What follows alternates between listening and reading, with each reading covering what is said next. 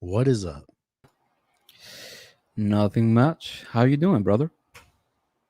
I am doing good. 9 o'clock over here. 9:04 over here on the It West Coast. We're a little mid little it's late. midnight here on the East Coast. Beautiful That Boston. is It's cold right now. It's beautiful. actually it's really nice outside over here, California. Yeah, we're having temperatures on the mid 60s to early 70s. It's great. You went to see Eric Johnson. I did. Uh I was hanging out with a couple of friends, and I was talking to one of my old like ensemble professors, Right. and one of my friends told me, "Yo, like we're going to see Eric Johnson." And then my first question after that was, "Who the fuck is Eric Johnson?" Which made me look like a dumbass. But they were like, "Oh yeah, Rightfully he so. wrote yes." He wrote Cliffs of Dover, so I was like, "Oh shit, yeah, I do know that song." And then we went, Legendary Cliffs of Dover. Have you dude. never played Guitar Hero? I, I Arcade played Guitar guitar. Hero? I got a fun fact. I played Guitar Hero for Nintendo DS. Oh no. Yeah, Well, that's no fun. and it's not good. It's actually kind of fun. I'm not gonna lie, even though it was like a trashy ass like Nintendo DS game. Most of the Nintendo DS games that were like ported over from consoles were like so bad. Yeah, definitely. I had Hmm. Beatles Rock Band. I never played that. Yeah, I mean it's pretty much a rip off of Guitar Hero. I always wanted Guitar Hero though. I felt like they had the more badass songs.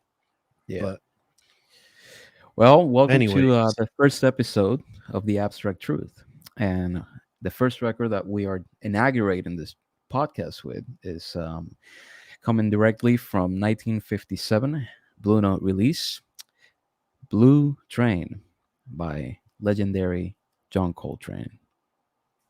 the man, the master, Mr. Coltrane, servant Mr. of Train God himself. himself. Mm-hmm. Fun fact, like I was saying earlier, we were supposed to do this on September 15th, which is the actual date. This record was recorded September 15th, 1957 at the Van Gelder Studios in Hackensack, New Jersey. So, Mm-hmm. how far is New Jersey from you? It's about 4 hours. Yeah, fuck that, right? That's like going to San Diego. That's too much. New York is 5 hours on train, but 3 hours on straight up traffic. Well, it is what it is. Well, one of the things that I really enjoy about not only like Blue Train, but a lot of the Blue Note stuff from like 1955 to 1959 is since you can still hear that like hard bop essence, right? Everybody's coming off of Right. like say like Horace Silver and like Charlie Parker, Max Parker. Roach, who was the other one? Clifford Brown. Everybody's coming from that hard bop, like early 50s type deal. And It's then all there's there is this those shift jazz that starts clubs. happening. Yes, sir. There's this shift that starts happening as soon as like we start getting some of the Miles Davis prestige releases, right? Where everybody switches over from straight up just like lines and improvisation to like melodic development and motifs and harmonic choices that are deliberate, that are different from what they used to be in the early 50s. And we start getting stuff like Something Else, Blue Train. We start getting some of the earlier Horace Silver releases, and everything just has this like transitional essence from like the hard bop era, and now we're I going feel like into something different, something a little more hip. Birth of the Cool, man. Birth of the Cool. Mm-hmm. That's the gateway after that period, right? And I mean, I'm not giving Miles complete credit here because I gotta say it's more of a movement and a scene, Of but course, he kind of led the way.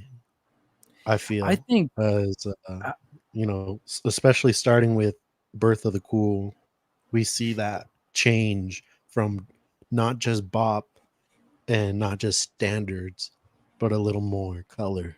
You know, yeah, everybody's playing different stuff, more lines, and you can definitely hear it's since with this is before. Giant Steps, you can hear Coltrane's transition too from like some of the earlier From ones playing with Philly and Miles and the quintet stuff, and now he's like approaching that sheets of sound that he yeah, loved to discuss about, and from 1959 to 1965. that's I feel like that's when he finds his identity at that point when he's getting into Giant Steps. Because what is it? From he had 2 releases on Prestige, I mean Blue Note, and then he had a couple on Prestige, and then he goes to Atlantic, or was it what's the timeline? It's Blue Note, I think it's Prestige, or yeah, Blue it Note, goes from Blue Note, it goes and Prestige, then Blue Note, and Impulse. then yeah, Atlantic, and then Prestige. Impulse. He had Prestige too, though, right? He Yeah, did, I believe, right? I believe he did. He had I a was gonna pull up the. release with Kenny I think Burrell, I think, and that was a Prestige Coltrane release. number one. Coltrane number And one is on Prestige. also there was this record called the Cats, and that also had Coltrane and a couple of other players whose names are escaping me right now. Yeah, let's see. Let's pull up Coltrane discography just so we could be clear. Mm-hmm. Let's see. Yeah, so Coltrane first record is it doesn't say the label. Oh, Prestige. Yeah. Yeah. Coltrane with Red Garland Trio, Soul Train. That's Oh, the first 3 that one's records. great. The Red Garland Trio. I think, if Red I'm not wrong, Garland. that one has on Green Dolphin Street, Yeah, I think you're right. which that's one of my So favorite arrangements of it. the Cats is later. I guess his contract expired, but they still released these. Doesn't really Yeah, say. I saw that record at my local record store. It was going for like 50 or 60 bucks. At the time I was like, fuck it, I'm not gonna get that. But would have been cool. Surprisingly, this is his only Blue Note release, Blue Train. I think So because he had I wonder why, it was it looks as I don't know if it's, I know he had his problems with drugs and whatnot, but he seems to jump around from label to label. I don't know if that's out of conflict with the well, contracts with the labels, or yeah. Well, one of the what reasons that's why he got he was jumping like that is because remember, he was coming right here on 57. I think he was coming off right of after the Kind of Blue is yeah, 59. the prestige stuff, and I think Miles had originally fired him from the quintet because of his issues with substance abuse, and Right. then Miles incorporated him again on his 61 release of Someday My Prince Will Come, and that was the last time. That's That his was the last last session, time. though. Mm-hmm. And he's only on 2 or 3 tracks on that record. Mm-hmm. Yeah, I believe the rest is still Cannonball, right? Yeah, Cannonball Adderley. Oh yes, sir. I think they had Hank Mobley also on that record. So That's one of my favorite. I'd have to look at my record to see. You got me that record for my birthday one year. I did. I got me one copy, and then I got you another copy for Christmas. I think it was Christmas or my birthday. I don't know. For your birthday, I got you The Wall. Oh yeah, that was a couple years later. It was The Wall, and that one was for Christmas. Someday My Prince Will Come. I was thinking about The Wall, man. Yeah, you know what? You're right. It was Christmas. Anyways, yeah, I was thinking about The Wall this earlier because I was watching some videos of people talking about Pink Floyd, and I was like, oh man. Yeah, I was like, I remember that time we got stoned and we played Dark Side. That specifically on The Run, that was the highlight for me in Time. I wanted to cry on Time, bro. Dude, I remember looking at the highway, right? And it's a California desert highway, and it looked smooth, man. It looked like it didn't end. That was one of my favorite things. And I remember Dylan was like laughing his ass off. He couldn't believe it, man. He couldn't believe that moment. I don't think he'd ever been that high before, if I'm being honest. You'd have to ask him. He'd probably lie to you. But personally, we got some of those the king rolls, and him and he's like, yeah, man, I smoked that shit, and I was like, all right, man, let's You keep going. guys were We smoked that gone. whole one, bro.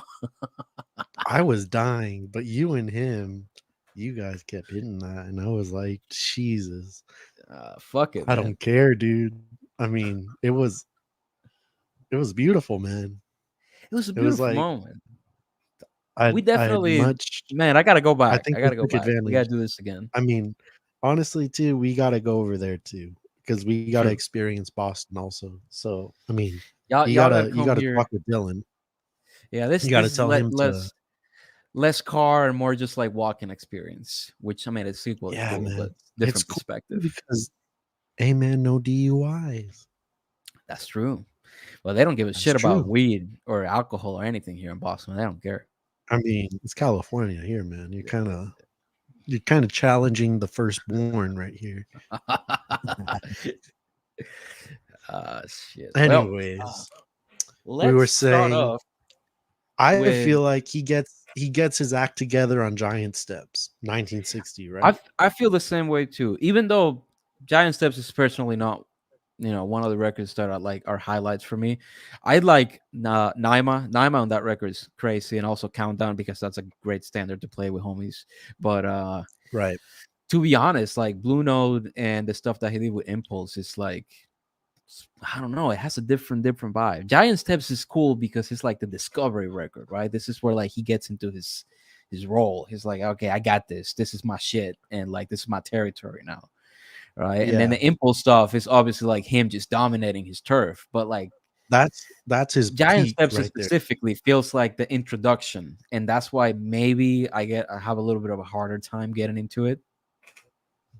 I Because for find me, that I it's like, enjoy yeah, my favorite things.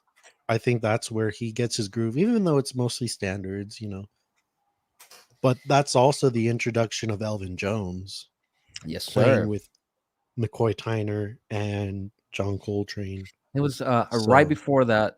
What year was my favorite thing? Was it 63? 61, 63. 61. Duke Ellington and John Mhm. Coltrane.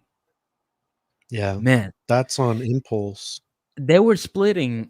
They split the record into a couple of 63. sections, and some of the sessions that they had, they didn't have Elvin Jones. They had I think it was Art Taylor, so the same drummer from You know Giant. what? I'm looking at it right here.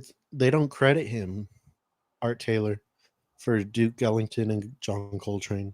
Yeah, he played 63. on this track called Steve, and there was another track that I escaping my memory right now. But Elvin Jones played on In a Sentimental Mood, and of course he played on Take the Coltrane. I love In a And Sentimental Mood. my favorite track on the whole record, Angelica. That was one of the first standards that I learned on drums. I love In a Sentimental Mood. That's the da da da da dun dun, right? The piano. Yeah. Yes, That man. slow combo, man. That's so fucking good. And then you go down like that. That's just all counterpoint And between and Duke and Ellington and Duke Coltrane. Ellington's lines, they're like so sparse and sublime, man. He's feeling it at that point, man. You know that's He's just a master, just like he's comping, but he's a master at comping if you listen. he's If you doing really just focus on it, he's he's doing it just coloring. right, man. And I Hey, like the contrast, this and you can episode feel is that. brought to you by again, this episode is brought to you by Mhm. 805. Oh shit. Yes, sir. Anyways, Yeah. yeah, So you Duke can Ellington's master.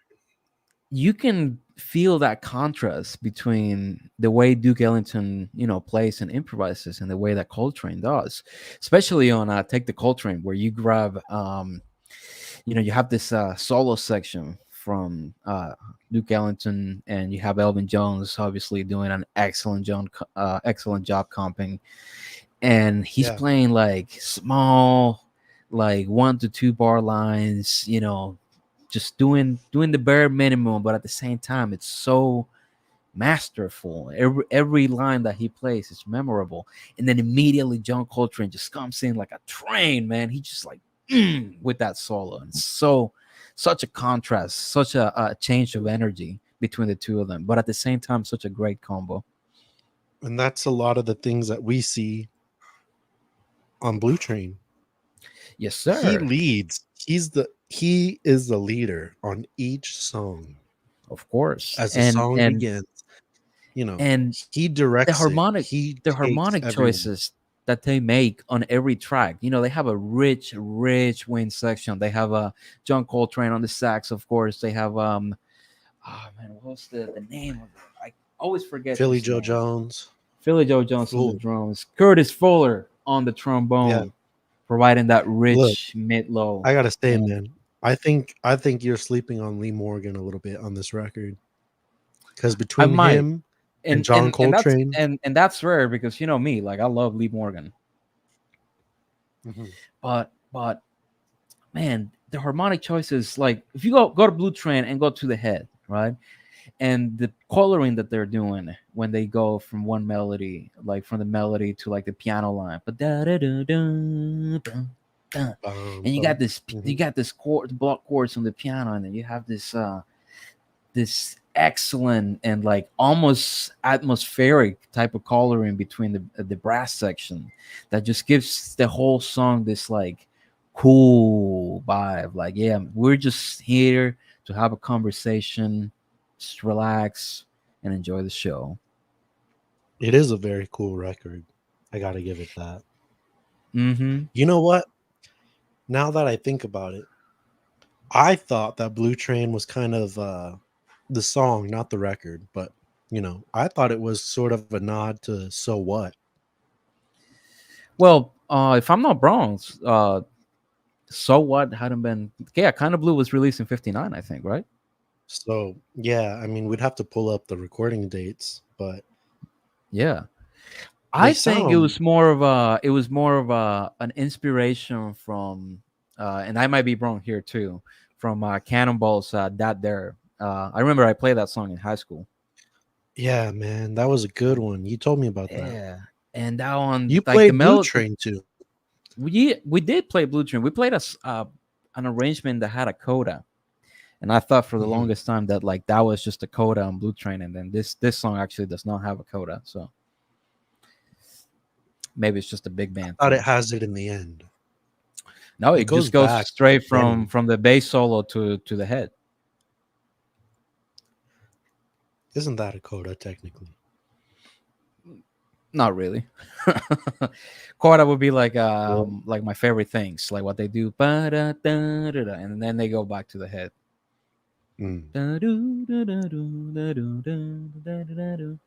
Right, they have this coda section right after. Man, that song is so long. It's like 13 minutes long.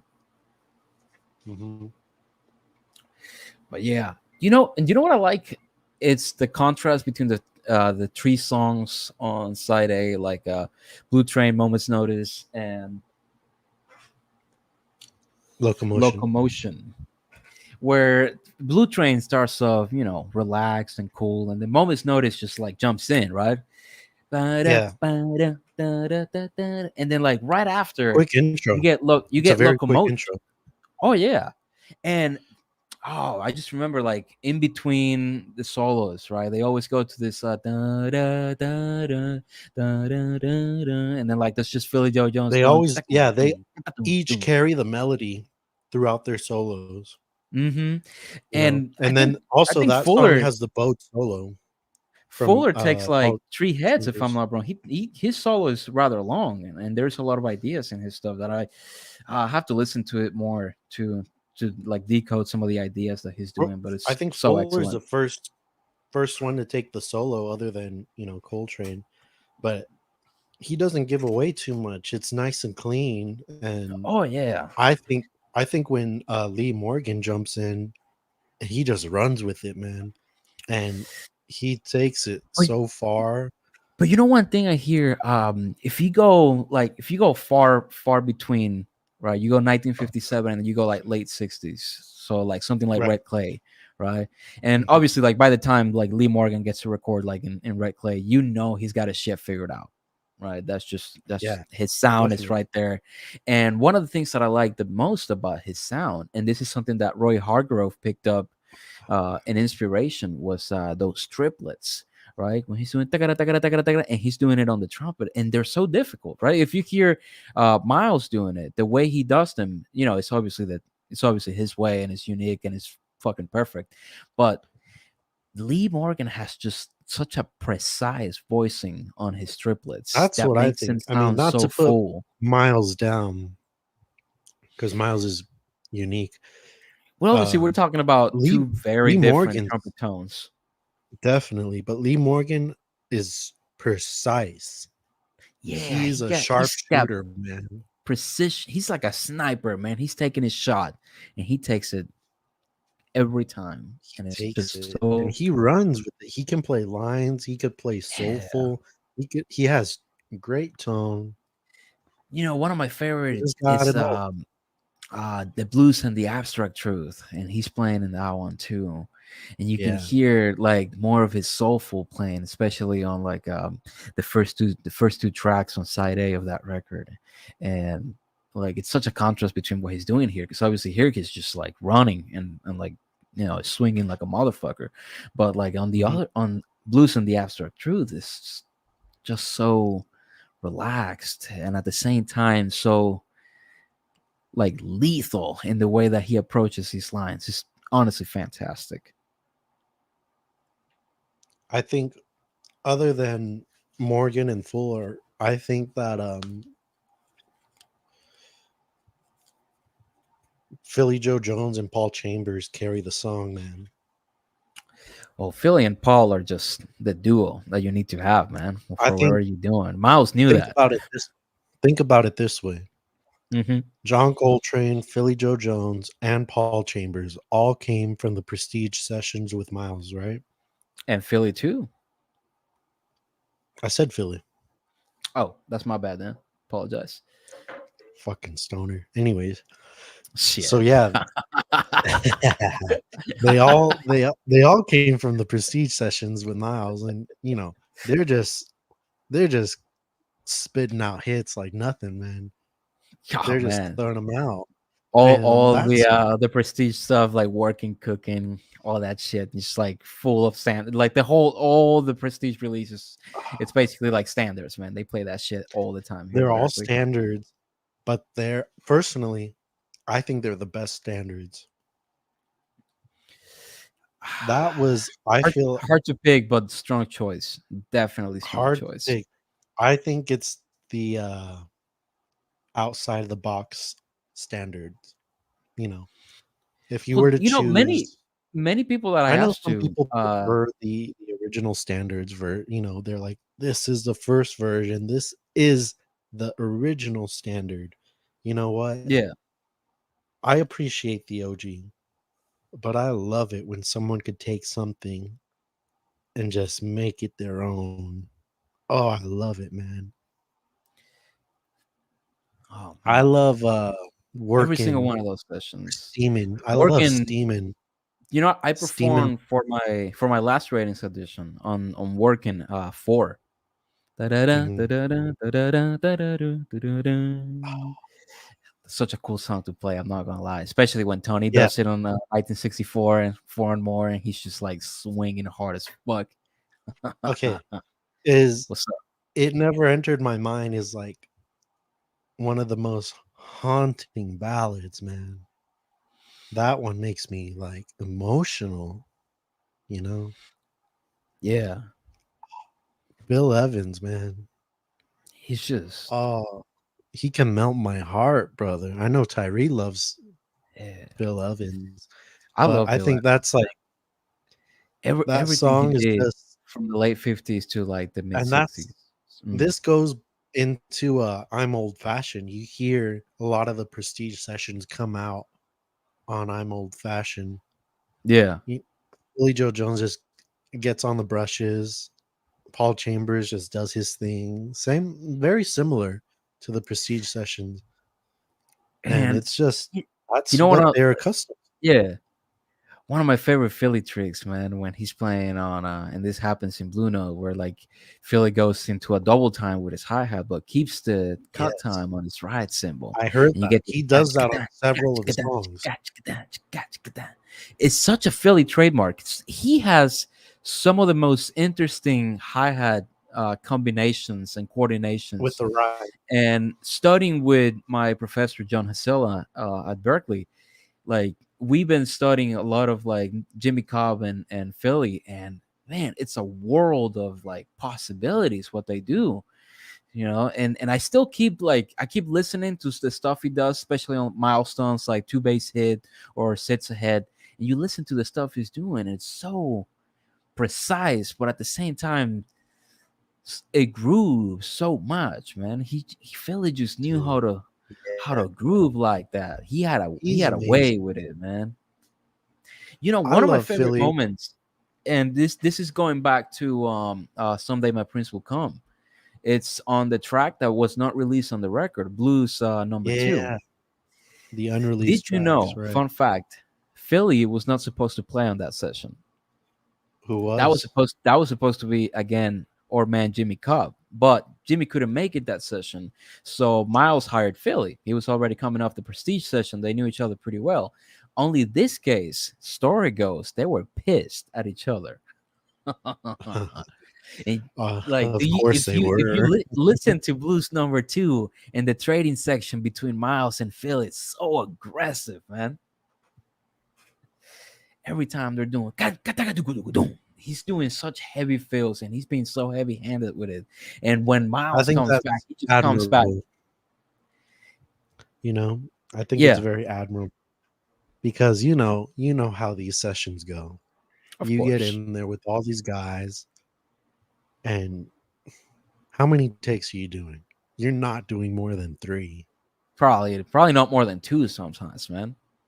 Yeah. And so the energy's there. And they're running these tracks, track after track. Each one, they're just cutting it. So It's the so energy's there. the Whatever, whole if world Miles of was pissed, Miles was pissed. yeah. But you can hear that inner fight between them, and it's really I awesome love because that. you have Wynton Kelly on the keys just like chilling on the background, and you have Paul Chambers just walking, and and Miles and Philly are just like killing each other with, they're just like stabbing each other with this musical and rhythmic knives, and it's such an interesting like Dynamic. polarization and dynamic from the Yeah, both of them. I and love it. and and you can always hear that little essence, that little fight that Philly always has in him when he's playing with Yeah. anyone, just anyone. The thing too, and I think that shows like on Locomotion, he just pours himself into Locomotion. Badass drum intro, man. Oh yeah, Locomotion, I think that's the hardest song coming from the drums. He just leads the way. Coltrane joins, Morgan joins, Fuller joins. It's a badass motherfucker, bro. Tight ass rhythm section, bro. I love it. Paul Chambers got this great counterpoint. Lee Morgan, Mhm. you at that point you can't think of anyone else who could have done better than Lee Morgan. When his solos come in, he Man, kills it, bro. he was coming off the great trumpet players. Like it was him, it was Jackie McLean, but I don't think he was playing at the time. Maybe he was playing in small clubs, but he didn't start recording till like mid-60s, if I'm not wrong. So you had him, and then you had Clifford Brown, who unfortunately passed away. And it's such a contrast between the two of them. Clifford Brown had another type of melodic choice that actually, when you hear it in contrast with Max Roach and the drums, just interesting. But the way that Lee Morgan interacts with Philly, it's like like two cheetahs, man. They're just running and they're just running. They have no goal in mind. They're just running and they're running side to side, and at no point do any of them like hold back or stops running or even like slows down. They're all just running along with each other, just enjoying the ride, man. I think, I think following is Kenny Drew. He just smooth. Oh yeah, on I Blue mean, Train, on Moments he's Notice. not he's not so he's not a real showman, I think, But I think that's but he plays the part yeah, I think that's the and he key, right? gives everyone the space You because have all these obviously players.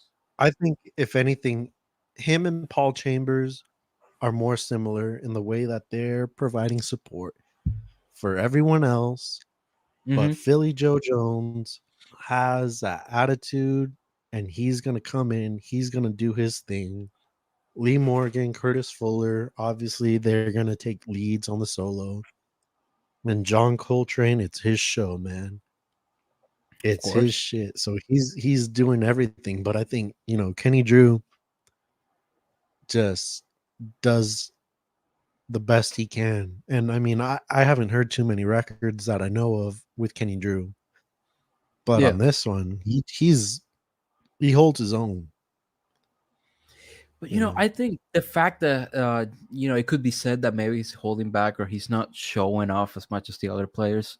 It's a nice contrast because you have all these heavy hitters in this record, right? Philly Joe Jones, you know, always playing himself, and then you got Coltrane Paul just being Chambers. Coltrane. Everybody just hitting hard and hitting good, and you almost need some counterbalance, somebody that has more of a soft speaking voice in his instrument.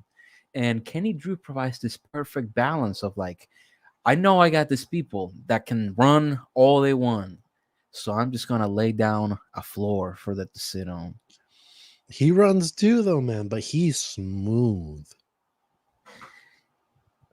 He plays Especially it smooth. on the stuff that he does on Blue Train, right before the solos on that head, where he's just on these hits. Ba-da, ba-da-da-da-da, I think da-da. that's what he does on Moments Notice when Yeah, he he does. takes his solo. Right on the hits with Philly too. Da-da, da-da, da-da, I think da-da. he gives it the best of both worlds because he gives it Yeah, those runs, but he also gives it that touch. and Moments Notice is such a fun tune to play. Like if you got people that like actually know how to play and like they're like all on fire, like it's such a great tune to play with. The chemistry is there, the energy between everybody's just there. You just know you're gonna have a good time if somebody calls in Moments Notice on a gig. It's the best.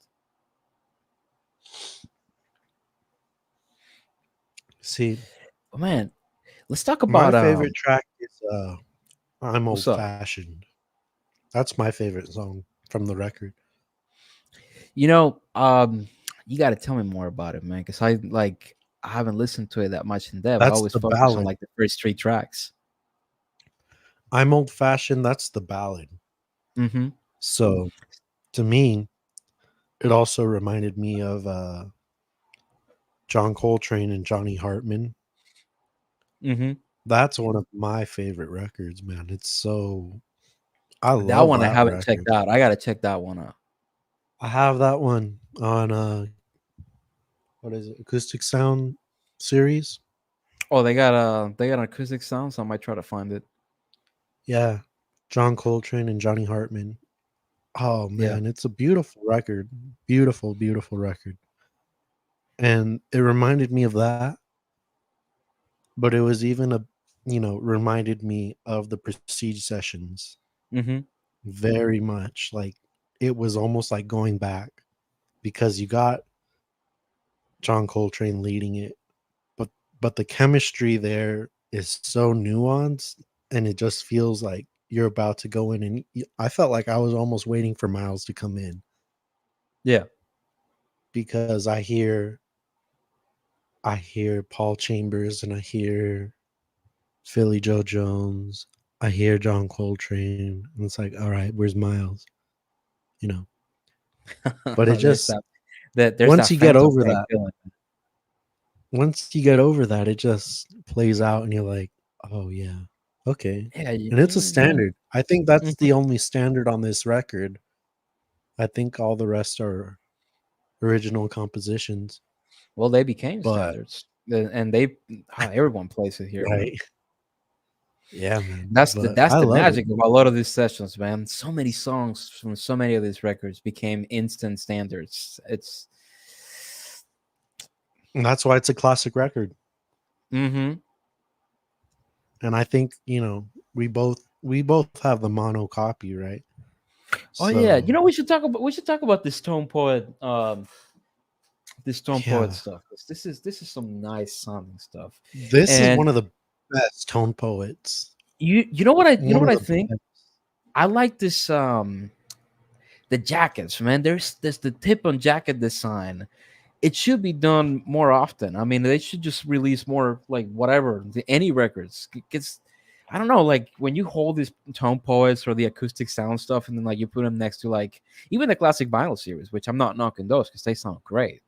Like the jacket's Yeah. just not it. It's like a piece of paper. No. But that's the beauty of the tone poet, man. Yeah, You it's know, got this nice tip-on jacket. This is how they used to make them. Then they stopped. you're paying But $40 for a reason. but from the Tone Poet series, the You get the photography is gatefold. always the best part. On It feels like traditional Blue Note. You know, yeah, on this record and none of that specifically, you like got fucking bullshit from the '90s and whatever, where they're like not doing gatefolds. No, yeah these are gatefold. These are yeah. I don't, collectible. These are audiophile, man. I love them, and but I know you you also love have gatefold. some. I love gatefolds, but you also have some like acoustic sound, like saxophone Colossus from Prestige, like the new release. That one's a tip-on jacket too, and even though it's not a Yeah. gatefold, like it's still a really high quality outer jacket, and it Yes. makes the whole experience feel better. And I mean, if you get inside of the jacket, right, you get the photography, and on the left side, just a big square portrait of Coltrane, that classic Blue Note photo with a saxophone, and he just looks like he's chilling. I love it. I have And then you get this I side have shot. Oh Crescent. man, the side shot of Lee Morgan with his trumpet. I love the acoustic sound series, John Coltrane, man. Honestly, I gotta say, I I think only the have best two records. records from those. I know you have a Love Supreme, right? I have a Love Supreme, Crescent, um, couple more.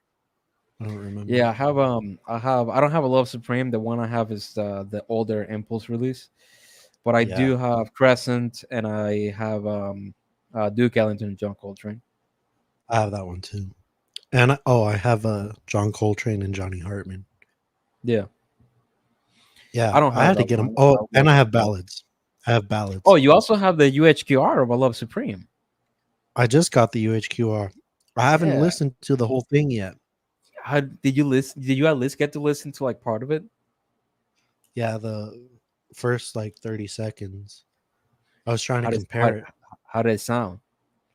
Oh man, I don't want to say they missed the mark yet.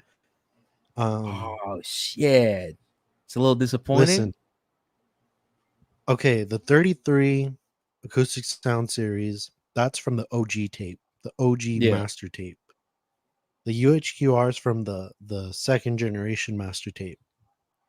I did I not know guess that. the story is that the OG master tape at this point has dropouts. Yeah. And if you listen to the 33 acoustic sound series record, Hmm. on the very before it even happens, there's a dropout. It's kind of weird because it sounds like it's a false start. Yeah. You hear it very, very faintly, do do do do, and then it comes in do do do do do do do, Oh, so it's sort of like and it's like the delay on like Led Zeppelin 2, it's kind of like but like doesn't feel like it's part of the record. it's too faint to be part of the record, and it's not a part of the record. But you hear it. It's audible. It's there. Oh, that's a And shame. but John Coltrane comes in and he is the fucking man. And you hear it and he's there and you feel his presence, you feel his spirit, you feel everything he wanted to do on that record. Yeah. But then on the UHQR, odd choice, because I feel like if they're doing all these things on all the acoustic sound series where, every time John Coltrane comes in, he is the most powerful instrument, he's the loudest person. Even on the Miles records, he has always done that, where he Yeah. comes in and he doesn't hold back. Yeah, it's like reminds me of like So So, What and his yeah, solo he's the loudest when he comes in. right He takes it. before Cannibals, and the contrast is so stark between the two of them. Where Cannibal always has this like happy like just like His melody, jazz, his melodic yeah, lines. just melodic lines that sound like joyful and happy and like so full of energy. And then like Coltrane right before him, he just came in like a wall of bricks. Yeah. And so I feel like they missed that on the UHQR, at least on the first song. Doesn't have the same So intensity. it's balanced. It's really well balanced. But I Yeah, but wish he had that same you don't intensity. necessarily want like complete balance for something like that. No, I feel like, especially when it comes to a jazz record, of all records, I Love Supreme, I want to feel the dynamics. I want to feel Yeah, like pushed back. I want to feel like, whoa, whoa, this is gonna be crazy, man. yeah, This is gonna be intense. But it doesn't, they kind of miss that because it comes in all very well mixed, very well balanced. It's super clean, man. I love it. It sounds good, but it doesn't Going back, have that intensity. I gotta going, say, even this record, Blue Train Mono, yeah. kind of sounds a little better, man. Not to not to. I Well, mean, also you you gotta you got to give it acknowledge I to haven't Hearing played the whole Audio. I mean, record. they've been doing an exceptional job with this Blue Note, the Tone Poet releases. I have a All bunch the of them. Tone They all Poets, sound just solid. crisp. Anyone out Especially there who my wants to get my into favorite is jazz, Now He Sings, Now He Sobs by Chick Corea. That one just sounds like dude, heaven. yeah. Sounds like you're in the room with them, man. It's crazy. And that's the beauty, I feel, of all these jazz records. I think, I know you don't have it yet. Louis Louis Louis Armstrong, Ella Fitzgerald, Hmm. Mono 45. I don't have Get that your one. hands on one of those. I should. That sounds like they're right there in the room playing just for you. It's so beautiful, One of the man. other tone poets that I have, the Donald Byrd Jazz at the Waterfront. Mhm. Even though, I gotta say, the record itself is not the most memorable, right? A lot of the songs are just like normal standards, but there's something about how that record sounds. And then I remember that there's a giant portrait of Rudy Van Gelder recording the whole session, and I'm like, oh, that's why it sounds like that, because he I recorded mean, he did he with the recorded that live sessions. session. He did most of these jazz sessions, and No, but the what I mean is this one, this Jazz at the Waterfront one. This one was recorded live. I see. Yeah, and it sounds like, imagine you're like at this old bar, right? Brick walls, wooden stage, and you're like not on the front row, but kind of like second to the front row, second or third. And you're like having a couple drinks with some friends, and then like they say, "Oh, we got some jazz musicians coming in and playing," and they start playing, and you can still speak over the music that you're hearing, or you can choose to like sit back and enjoy the show. And no matter what you do, you can always listen to everyone really clearly, and that's one of my favorite things about that record is the way that it is recorded. It almost has this three-dimensional aspect of it, where like you have this these musicians playing at this bar, and what you feel is the bar. Like that's the vibe that you get. It's just like, oh, I'm in this bar now, and I'm just like, I can just have Yeah. a drink. The other record that makes me feel like that is Velvet Underground Which one? live at what is it, Max's Kansas City. Mm-hmm. That one feels like you're right You there. would have to tell me more about that because I barely know. It's You know not. me. It's not a very good sounding record, Yeah. but I feel like the spirit is there, and I feel like the energy is there, and it's classic Velvet Underground. I love it. I got that record with you actually. I think that was one of the records I got when we got those free records because the lady didn't charge us When when was we went that? to go Remind me. see. Was it 1917 or whatever? We went to. Oh, did we go to see? Wow, I forgot about that. Yeah, that was That was a that good day. movie. We That was a bought good like movie. they had remember they had like 50% off records. And I got like 6 Oh records. yeah. And I Yeah, think what I did Barnes and also, Noble.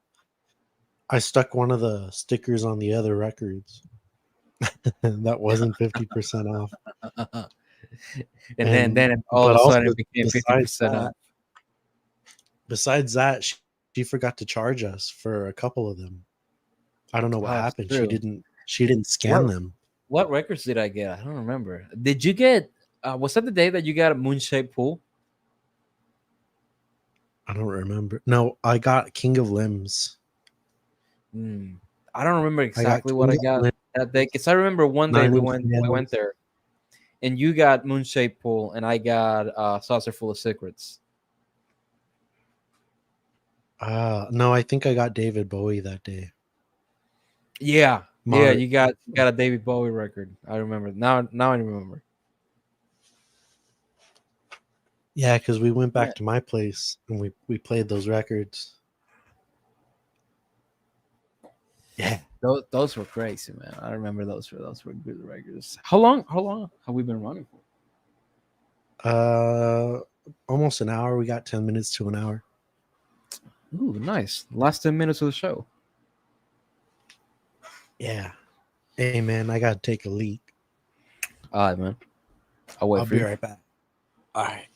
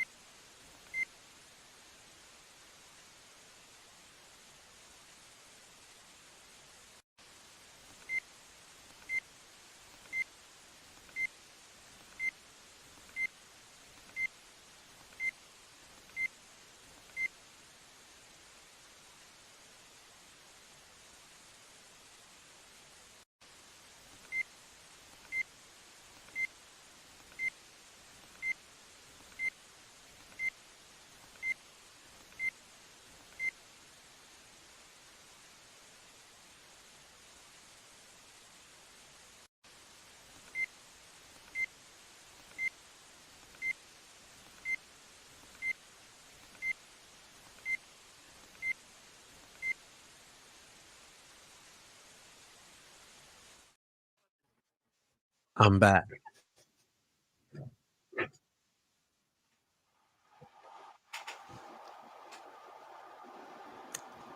What's up? What is up, bro? I'm on Ooh, my fourth 805, nice. so it's been a good night. Right after this podcast, I'm gonna go smoke this motherfucker. Yeah, man. Yeah. Smoke one for me. Take a nice big hit for me. I didn't want to smoke it before the podcast, man, because then I get too hot and I can't talk. I bet, man. I'm one of those too. Like, yeah, I don't know how people do it. They get high and they be talking shit. Like, I get high and I can't talk, man. I feel like My the same way. my brain is just like thinking way too fast, and then I try to talk and I just end up sounding like a I fucking. forget what I'm talking about. I either forget or I sound like I have Alzheimer's, which is worse. Yeah. We went to go see Jason Bonham, bro. Oh man, Dylan tell me and about I. it, man. How was that experience? Oh, great experience. Almost the real thing. It was beautiful. I think, probably the best live drum sound I've ever heard. Jason Bonham hits a snare. It sounds like a shotgun, man. It's amazing. He had the fills, he had the energy, he had all those bass drum tricks down. Honestly, I don't know why he's not more acknowledged in the drum world as like one of the top drummers, and why he doesn't get more work or put himself out there for more work.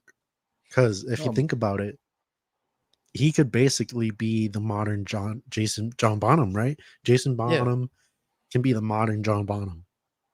I feel like, other than Dave Grohl, Jason Bonham is the man. He's the guy you want to have on your sessions. He's the guy you want to have playing with your band because he knows what he's doing.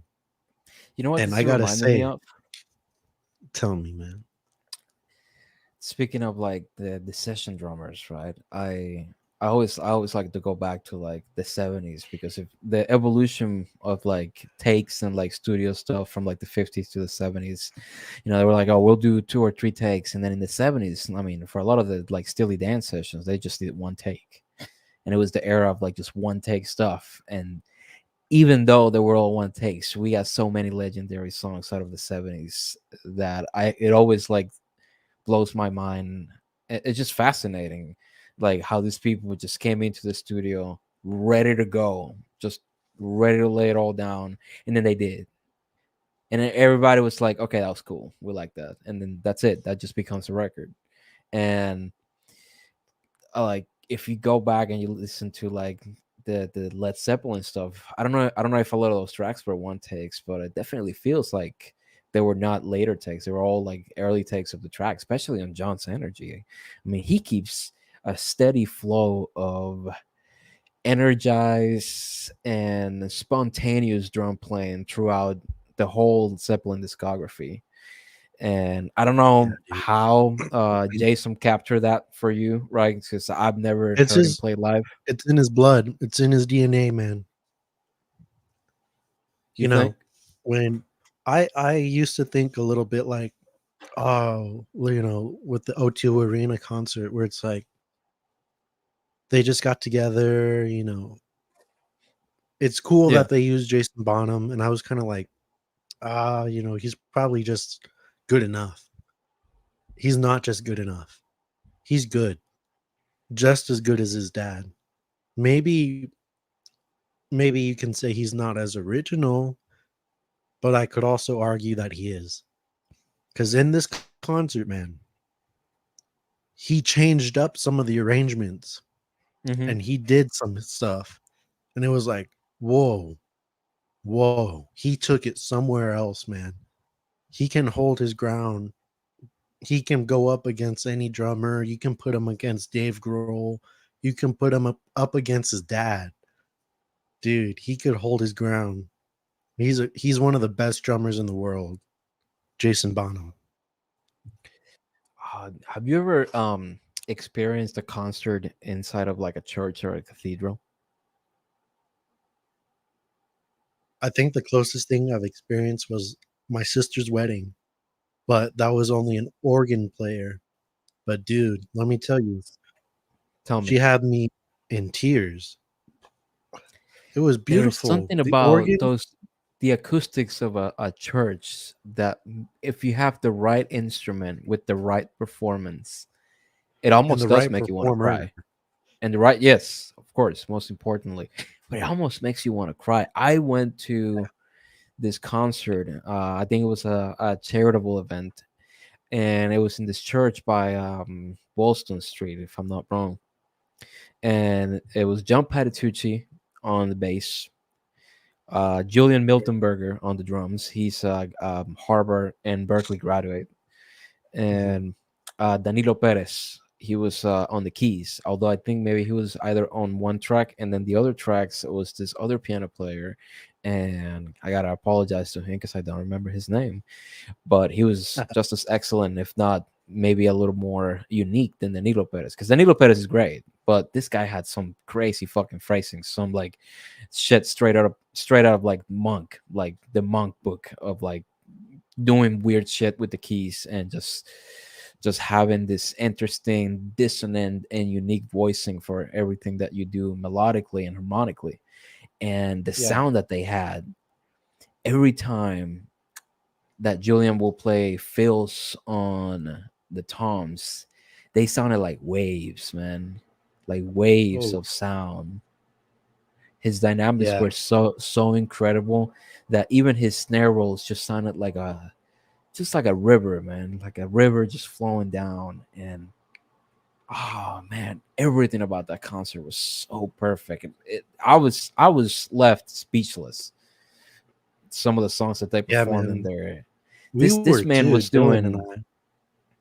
this man was doing some of the craziest like Brian Blade inspirations, but with his own unique twist.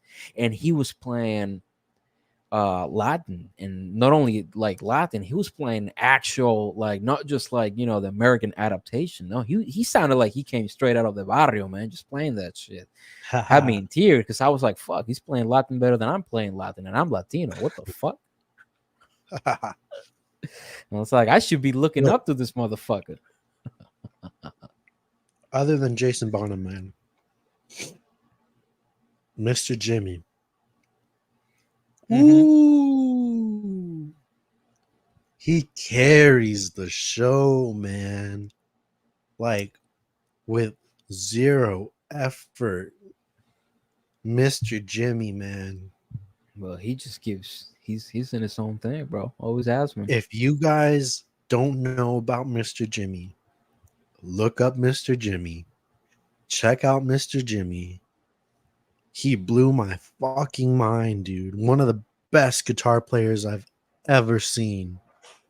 Completely nailed Jimmy Page tone.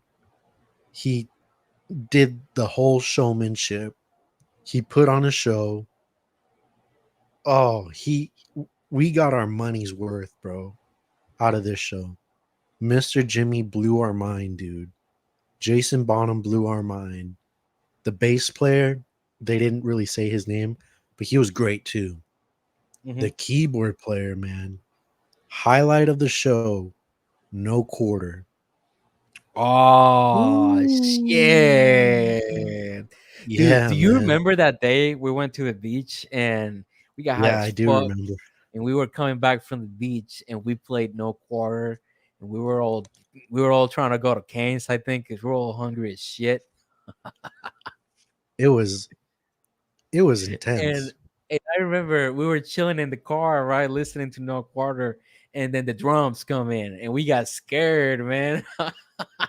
See, that's the same thing that Jason Bonham did. He just comes in and it's like it sounds like a shotgun goes off, man. Da da da da. And it's Comes just in with like all that. Yeah. I don't know if it's just his playing, if it's the snare, the miking, everything, but it sounds just like John Bonham, man. Like I loved it, dude. And then I loved the fans.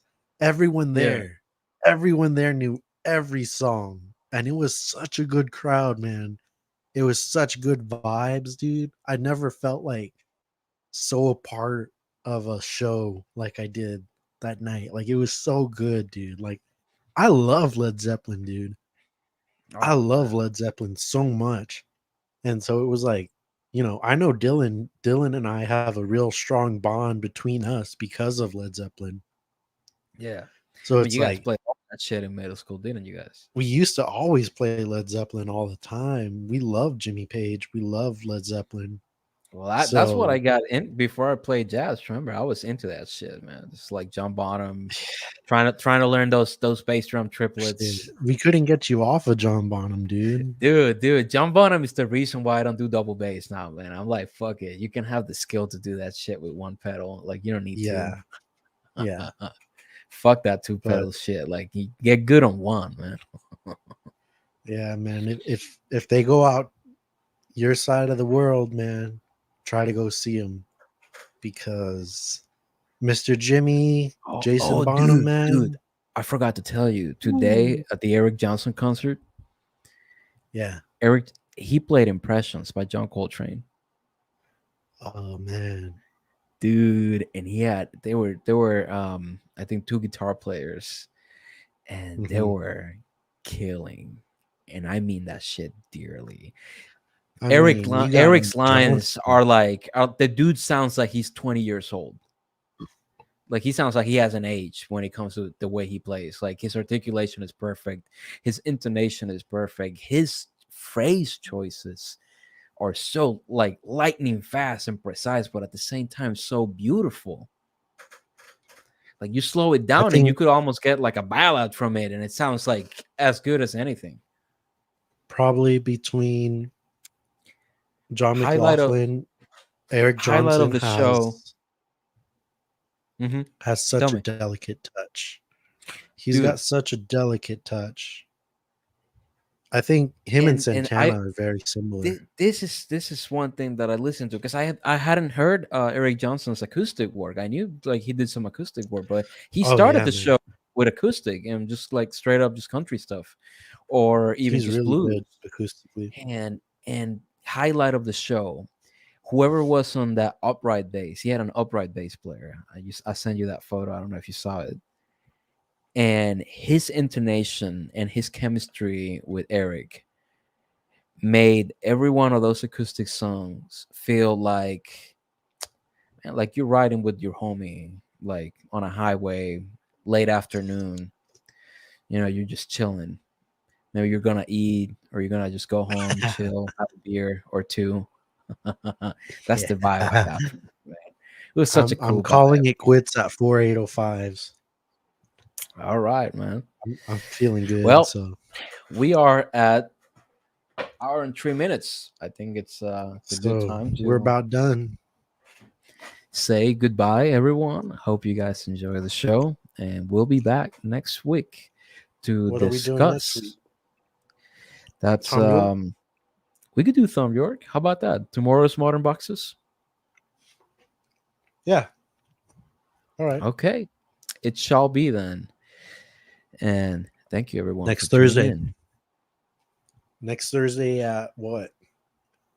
8 o'clock for you? I think 8. Yeah, 8 sounds fine.